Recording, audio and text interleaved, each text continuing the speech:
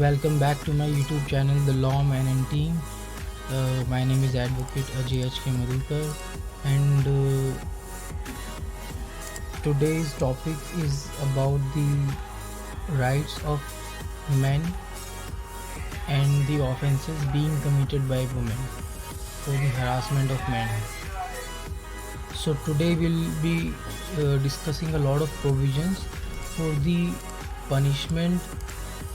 and punishment of women who makes false complaint, who falsely implicate their husband, boyfriend, or a boy, or neighbor or relative who is a male based on gender. And the second thing is, this video is purely made for educational purpose, to promote the equality in the society when it comes to the law and rights for both men and women. आप सभी समाज के लोगों को जागरूक करने के लिए, ताकि समाज में सामाजिकता बनी रहे, एंटी सोशल एलिमेंट्स ख़त्म हो और शांति प्रिय समाज रहे, इसी बात को ध्यान में रखते हुए मैं और मेरी टीम ने कुछ बातें नोट की हैं, जिसके ऊपर रिसर्च करने के बाद पाया गया है कि कई बार सुप्रीम कोर्ट, हाई कोर्ट के जजमेंट्स में देखा गया है कि ज़्यादातर केसेस जो फाइल किए जाते हैं एक पुरुष के खिलाफ महिलाओं द्वारा, उसमें कहीं ना कहीं काफ़ी झूठ भी होता है। तो इस प्रकार के कार्य को ख़त्म करने के लिए ये जागरूकता वाला एक मैसेज पहुंचाया जा रहा है इस वीडियो के थ्रू। इसे शेयर करें, सब्सक्राइब करें, लाइक करें। तो चलिए स्टार्ट करते हैं, शुरू करते हैं कि जैसा कि अक्सर आपने देखा होगा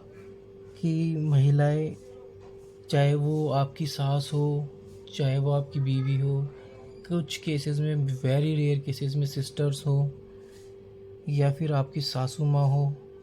या सासू माँ हो उनकी बेटी, या फिर कोई भी लेडी से आस पड़ोस की, तो ये सब आपस में मिल कर के किसी जो भी महिलाएं हैं, एक पुरुष के खिलाफ, एक लड़के के खिलाफ एक प्रकार का षड्यंत्र रचती हैं ताकि उसे फंसा सके। एक अपराध करने के लिए षड्यंत्र रचती हैं, उसके करियर को ख़राब करने के लिए, उससे बदला लेने के लिए, अपनी भड़ास निकालने के लिए। तो इस प्रकार के षड्यंत्र के द्वारा वो कोई अपराध करना निर्धारित करती हैं। तो इस प्रकार का षड्यंत्र एक प्रकार का सहमत होना है, और इस प्रकार का षड्यंत्र ही अपने आप में एक अपराध माना गया है, जिसके लिए ऐसी महिलाएं धारा 120 भारतीय दंड संहिता में 120B में उन्हें सज़ा का प्रावधान दिया गया है, सज़ा मिल सकती है उन्हें। आइए चलिए नेक्स्ट प्रोविज़न देखते हैं। यदि कोई महिला, लड़की खुद अपराध ना करके किसी अन्य पुरुष, जैसे कि भाई, कई बार जो कई महिलाएं होती है, जब पुरुष पति या किसी प्रेमी से लड़ाई हो जाती है तो लड़ाई के बाद अपने घर वालों को बुला लेती है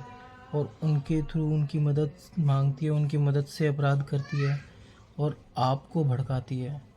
कि आप कोई गलत कदम उठाएं। ठीक है, और फिर उस भड़काहट में आकर के आपसे अपराध करवाती है। तो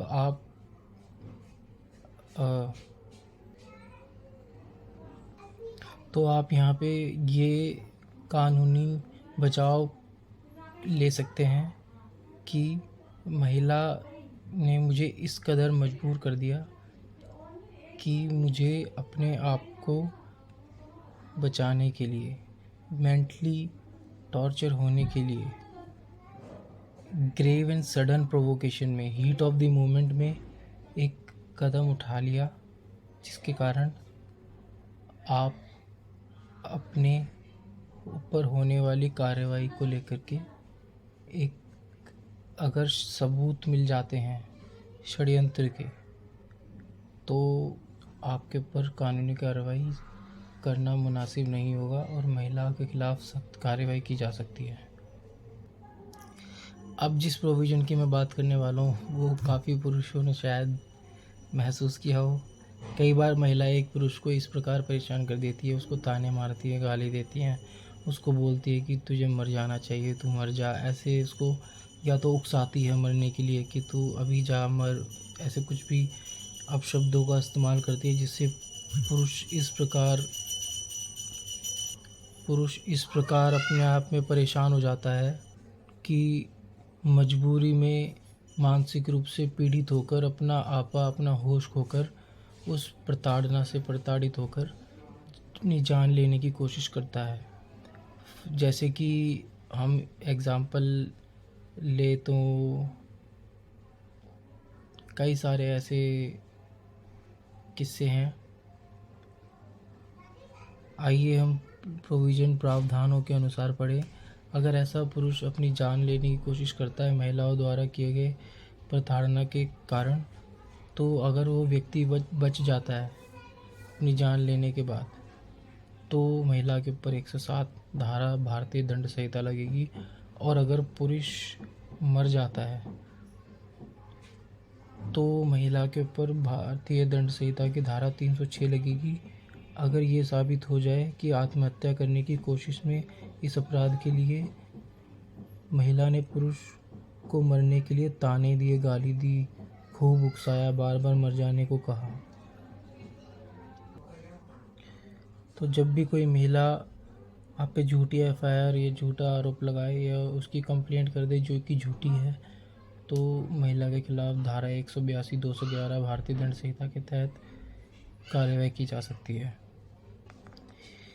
देखिए, कई बार देखा गया है कि महिलाएं कई बार कोर्ट में जाकर के झूठी गवाही देती है, झूठी सबूत देती है, या फिर अपने किसी और महिला साथी को बुलाती है। 2-3 महिलाएं इकट्ठी हो जाती हैं और सब षड्यंत्र के बाद कहती हैं कि कोर्ट में जाकर के आपस में कोई क्या झूठ बोले, कोई झूठे सबूत दे कि हाँ मैंने देखा था इस आदमी को, औरत को पीटते हुए, हाँ मैंने ये देखा, हाँ मैंने वो देखा, ये झूठे सबूत पेश कर देती है। तो ऐसी महिलाओं के खिलाफ धारा 193 भारतीय दंड संहिता के तहत कार्रवाई की जा सकती है। और अगर यही महिला यही अपराध करती है इस इरादे से कि पुरुष व्यक्ति को सज़ा मिले, वो दोषी करार हो जाए किसी झूठे एफआईआर के मामले में, तो महिला के खिलाफ जो अपराध बनेगा वो 195 भारतीय दंड संहिता की धारा के तहत बनेगा। कई बार देखा जाता है कि लव मैरिज के केसेस में लड़का लड़की जो कि बालिग हैं, लड़की 18 से ऊपर, लड़का 21 से ऊपर, दोनों ने सहमति से शादी की है, भागकर की है, तो ऐसे में लड़की के घर वाले एक झूठी कंप्लेंट लड़के के खिलाफ, पुरुष के खिलाफ लिखवा देते हैं। और जैसे ही लड़की घर पे आती है कुछ दिनों बाद अपने माँ बाप के पास, तो माँ बाप लड़की को डरा के, धमका के उसे मजबूर करते हैं कि वो झूठी गवाही दे थाने में और कोर्ट में कि लड़का उसे भगा कर ले गया था। तो अगर इस प्रकार का मजबूर करना, धमकाने का अपराध घर वाले लड़की को दबाने के लिए उसको मजबूर करते हैं और कहते हैं कि लड़के के खिलाफ झूठी बात दे, झूठी गवाही दे, तो इस प्रकार के अपराध के लिए लड़की के घर वालों के खिलाफ 195A भारतीय दंड संहिता के तहत कानूनी कार्रवाई की जा सकती है।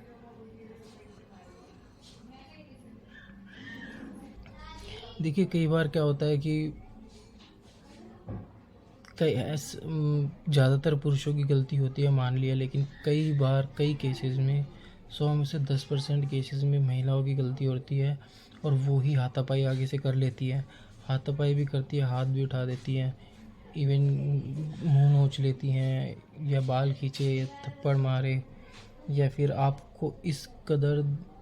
गहरी चोट पहुंचाए, या तो सिंपल चोट पहुंचाए या फिर ज़्यादा गहरी चोट पहुंचाई जाए, जिसकी वजह से 20 दिन तक आप बेड पे इस कदर पड़ जाते हैं, लेट जाते हैं, आप चल फिर नहीं सकते, खा पी नहीं सकते ठीक से, अपना जीवन नॉर्मल नहीं जी पा रहे हैं। तो इस प्रकार के अपराध के लिए महिला के खिलाफ धारा 323 या 325 के तहत कानूनी कार्रवाई की जा सकती है।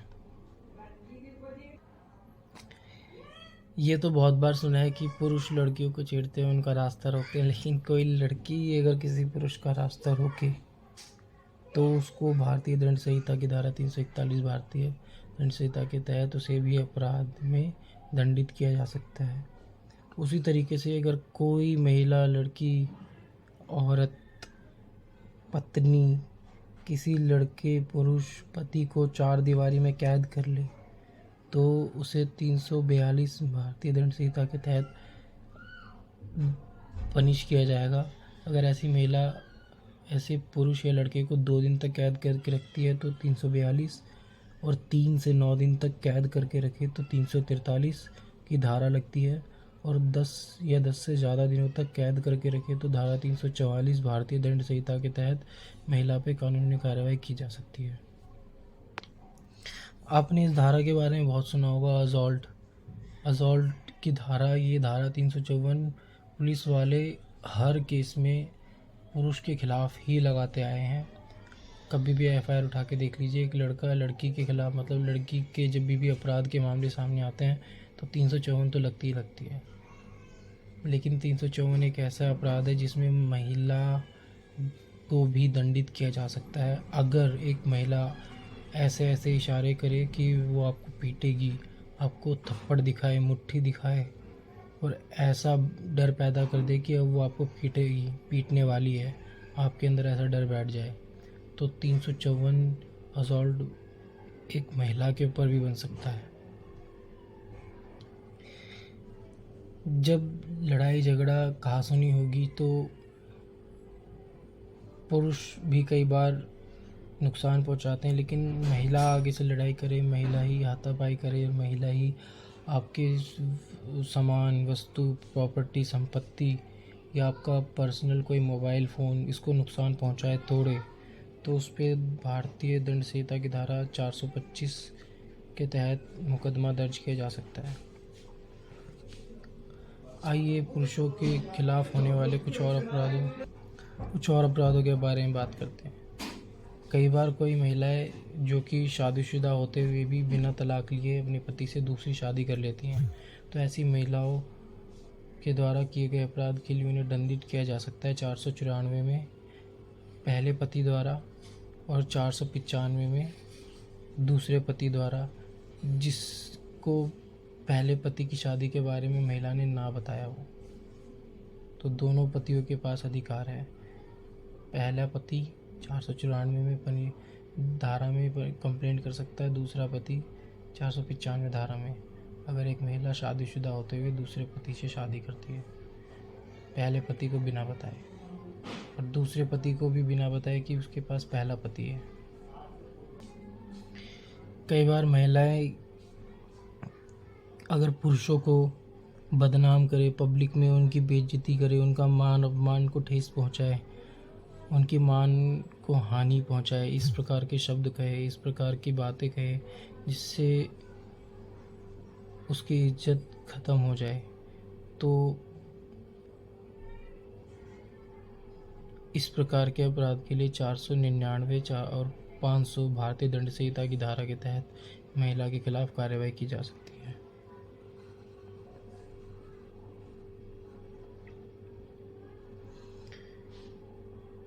अगर कोई महिला किसी पुरुष को धमकाती है फेस टू फेस, उसकी इज्जत उछालती है या उछालने की धमकी देती है कि वो महिला उस पुरुष की संपत्ति को, उसको, उसके घर वालों को नहीं छोड़ेगी, जान से मार देगी, इस प्रकार की धमकियाँ देती है एक महिला एक पुरुष को, तो भारतीय दंड संहिता की धारा 506 के तहत महिला के ऊपर कानूनी कार्रवाई की जा सकती है। और यही अपराध धमकाने का, संपत्ति या पुरुष के परिवार वालों को मारने, नुकसान पहुंचाने का, जान से मारने की धमकी देने का अपराध अगर एक महिला द्वारा, जो कि अनजान महिला अनजान फ़ोन नंबर पे फ़ोन करके ऐसी धमकियां दे तो उसके खिलाफ भारतीय दंड संहिता की धारा 507 के तहत कानूनी कार्रवाई की जा सकती है। ये धारा ज़्यादातर तभी लगती है जब अनजान कॉल आए और उस अनजान कॉल से आपको धमकी दी जा रही हो किसी कानूनी अपराध की।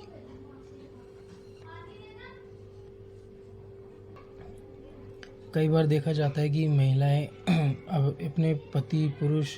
किसी व्यक्ति लड़के को फंसाने के लिए अब जैसा कि झूठे केस, चाहे वो हरासमेंट का हो या कोई और केस हो दहेज का,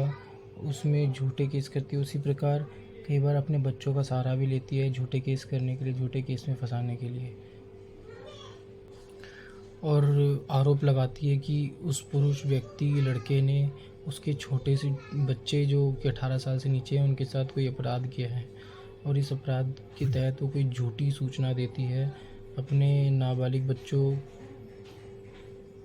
को के खिलाफ किए ऐसे अपराध के लिए जो कि हकीकत में पुरुष ने नहीं किया है। कहती है कि इस पुरुष ने मेरे नाबालिग बच्चे के साथ गलत किया, यौन शोषण किया, उसे मारा। तो इस प्रकार की कोई झूठी सूचना अगर महिला देती है तो भारतीय दंड संहिता की धारा 22 एक कानून है जो कि बच्चों, माइनर, छोटे नाबालिग बच्चों की प्रोटेक्शन, सुरक्षा के लिए बनाया गया है, जिसको बोलते हैं protection of child from sexual offence act, यानी कि बच्चों को लैंगिक सेक्सुअल अपराध से बचाने के लिए। तो इस कानून की धारा 22 के तहत महिलाओं के खिलाफ कानूनी कार्रवाई की जाएगी।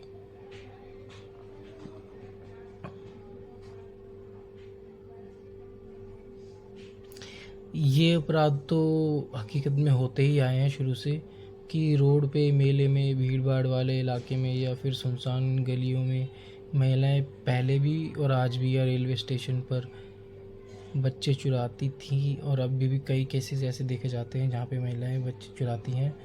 क्योंकि उन पर शक भी नहीं जाता इन चीज़ों का, क्योंकि एक महिला से बिल्कुल भी उम्मीद नहीं लगाई जाती कि वो ऐसे अपराध कर सकती है। तो इस प्रकार का कोई अपराध महिला करती है बच्चे चुराने का, तो उस पर धारा 363 भारतीय दंड संहिता के तहत कानूनी मुकदमा दर्ज किया जा सकता है।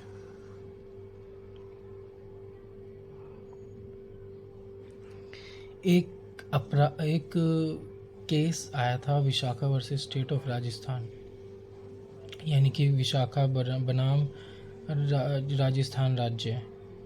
इसमें बोला गया था कि महिलाएं जो कि किसी भी कंपनी, किसी भी जगह पे काम करती हैं और वहाँ पे काम करने वाले लोग उस महिला को परेशान करते हैं, यौन उत्पीड़न करते हैं, तो ऐसी महिलाएं के लिए एक कानून बनाया जाए ताकि वो इस कानून से अपने आप को वर्क प्लेस जहाँ पे वो काम करते हैं अपने आप को सुरक्षित महसूस कर सकें। लेकिन इस कानून में भी अगर महिलाएं इस कानून का दुरुपयोग करते हुए पुरुष को झूठा केस में फंसाती हैं, झूठी कंप्लेंट देती हैं, इस प्रकार के झूठी हरासमेंट की, मेरे साथ वर्क प्लेस जहाँ मैं काम करती हूँ वहाँ के वर्कर्स ने मेरे साथ गलत करने की कोशिश की, तो ऐसी झूठी कंप्लेंट के लिए इसी कानून के धारा 14 के तहत महिला के खिलाफ कानूनी कार्रवाई की जा सकती है।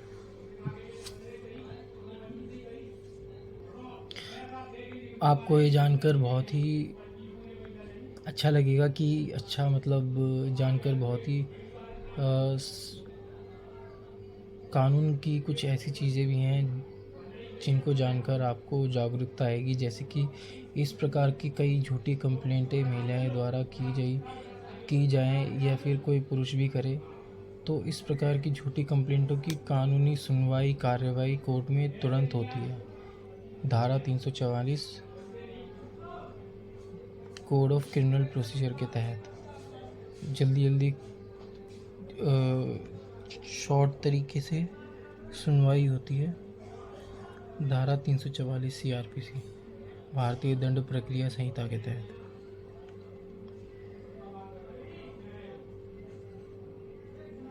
और एक महिला अगर किसी पुरुष को झूठे केस में झूठे आधार पर पुलिस से अरेस्ट करवा देती है तो कोर्ट धारा 358 भारतीय दंड प्रक्रिया संहिता के तहत महिला कंप्लेनेंट को आदेश दे सकती है कि पुरुष को झूठे केस में अरेस्ट करवाने के लिए उसे वो मुआवजा दे। आइए जानते हैं पुरुषों के कुछ अधिकार जिनके जानने से हो सकता है उनको काफ़ी फ़ायदा। ये अधिकार जिसे हम इंग्लिश में रेस्टिट्यूशन ऑफ कॉन्जुगल राइट्स कहते हैं, यानी कि अपने जीवन साथी के साथ जीने का अधिकार, उसके साथ उसके प्यार, उसके साथ पाने का अधिकार। अगर कोई महिला किसी पुरुष के साथ शादी के बाद नहीं रह रही है, उसके साथ जीवन यापन नहीं कर रही है, अपनी पत्नी वाले धर्म नहीं निभाती है, तो धारा 9 हिंदू मैरिज एक्ट के तहत एक एप्लीकेशन फाइल करके महिला को वापस बुलाया जा सकता है और उसे पति के साथ रहने, उसे प्यार प्रेम देने और उसके सारे अधिकारों को निभाने के लिए कहा जा सकता है। उसी प्रकार पति के पास तलाक का भी अधिकार है। अगर कोई महिला किसी पति को बहुत ज़्यादा बुरा व्यवहार करे, अपने माँ बाप से दूर होने के लिए कहती है, पति को बार बार नए गहने ज़्यादा पैसे लाने के लिए कहती है, पति का घर छोड़कर 2 साल तक के लिए चली जाती है और कभी कोई फ़ोन मैसेज कॉल कुछ नहीं करती, या किसी और दूसरे व्यक्ति के साथ संबंध बना लेती है, या अपना धर्म परिवर्तन कर लेती है, या पागल हो जाती है, या उसको कुछ ऐसी बीमारी है जो कभी ठीक नहीं हो सकती, जैसे कि एड्स या कैंसर, जिसके बारे में उसने कभी अपनी ज़िंदगी में बताया नहीं शादी से पहले, या फिर 7 साल तक महिला कहीं ऐसे गायब हो जाती है कि उसके बारे में कोई अता पता नहीं रहता, उसके फ़ोन, ईमेल, उसके घर वालों, किसी को कुछ नहीं पता 7 साल तक। तो ऐसी महिला को मृत मानकर पति इन आधारों पर तलाक ले सकता है। आपको ये जानकर हैरानी होगी कि केवल महिलाएं पति से नहीं, पति भी अपनी पत्नियों से मुआवजे की मांग कर सकते हैं। अगर पति के पास में जॉब नहीं है, इनकम नहीं है, कोई प्रॉपर्टी नहीं है और वो बीमार है, उसके पास खाने तक को नहीं है, और पत्नी कमाती है और उसके पास पैसे भी हैं, और इस प्रकार की एप्लीकेशन धारा 25 हिंदू मैरिज एक्ट के तहत लगाई जा सकती है पति द्वारा। और अगर पति ने पत्नी के खिलाफ कोई केस कर दिया है और उस केस के दौरान उस पति के पास में वही दोबारा पैसे नहीं है, जॉब नहीं है, प्रॉपर्टी नहीं है, बीमार है, ऐसे में केस की जो प्रोसीडिंग चलती हैं उन प्रोसीडिंग के अनुसार उस प्रोसीडिंग के खर्चे के लिए पैसे अगर चाहिए हो, जब तक केस चल रहा है तब तक, उस दौरान कुछ एक्सपेंसेस चाहिए हस्बैंड द्वारा वाइफ से, तो वो सेक्शन धारा 24 की एप्लीकेशन लगा सकता है हिंदू मैरिज एक्ट में।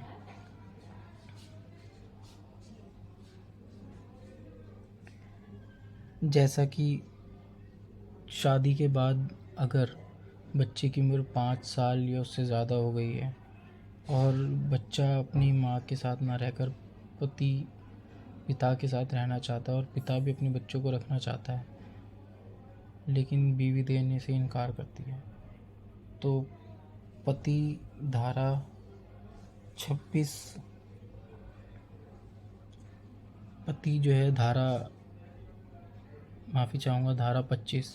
धारा 25 हिंदू सक्सेशन एक्ट के तहत धारा 26 हिंदू मैरिज एक्ट के तहत अप्लाई कर सकता है और बच्चों की कस्टडी ले सकता है। तो जब बच्चों की कस्टडी एक पति को अपनी पत्नी से चाहिए, तो जब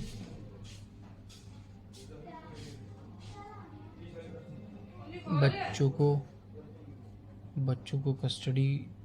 की कस्टडी पति को अपनी पत्नी से चाहिए, तो वह धारा 26 की एप्लीकेशन लगा सकता है हिंदू मैरिज एक्ट में। आपको इस कानून के बारे में जानकर हैरानी होगी, कई बार कुछ महिलाएं किसी मर्द या पति, आदमी, लड़के, पुरुष से इस वजह से शादी कर लेती है ताकि वो उसकी प्रॉपर्टी को हड़प कर सके और फिर अपने प्रेमी के साथ चले जाए। और इस मुकाम को पाने के लिए वो अपने पति का मर्डर भी कर देती हैं। लेकिन जो महिला शादी करने के बाद अपने पति का मर्डर कर दे तो वो महिला अपने पति की संपत्ति में किसी भी प्रकार का कोई हक नहीं रखती, ना ही अपने पति की संपत्ति पा सकती। ऐसा धारा 25 हिंदू सक्सेशन एक्ट के तहत कहा गया है कि एक पत्नी जो कि अपने पति का ही मर्डर कर चुकी है वो अपने पति की संपत्ति में कोई अधिकार नहीं रखती है। धारा 25 हिंदू सक्सेशन एक्ट, ध्यान रखिएगा।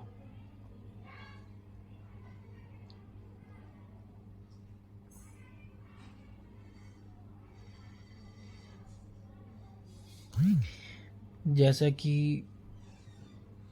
एक छोटा सा बच्चा, उस छोटे से बच्चे जो कि 5 साल तक का है, उसका नेचुरल गार्जियन, जैसे कि धारा 6 Hindu minority and guardianship act, यानी कि गार्जियन वो होता है जो कि छोटे से बच्चे की केयर कस्टडी करता है, उसकी प्रॉपर्टी हर चीज़ को संभाल के वो रखता है। बच्चे की केयर करना, उसकी हेल्थ की केयर करना, उसकी प्रॉपर्टी की केयर करना। तो एक बच्चे का पहला, अगर वो बच्चा लड़का है और उसकी उम्र 5 साल या उससे ज़्यादा की है, तो ऐसे बच्चे का पहला नेचुरल गार्जियन उसका पिता होता है। Thank you guys, thank you so much, thank you everyone for watching my videos. Please like, share and subscribe. You guys are most welcome to make any comment, question, clarification below in the comment box, and you can give me a suggestion also so that I can make corrections. I hope you enjoy this. Thanks again. See you in the next video. Please stay tuned, like, share, subscribe and click the red button for more updates, the bell icon. Thank you.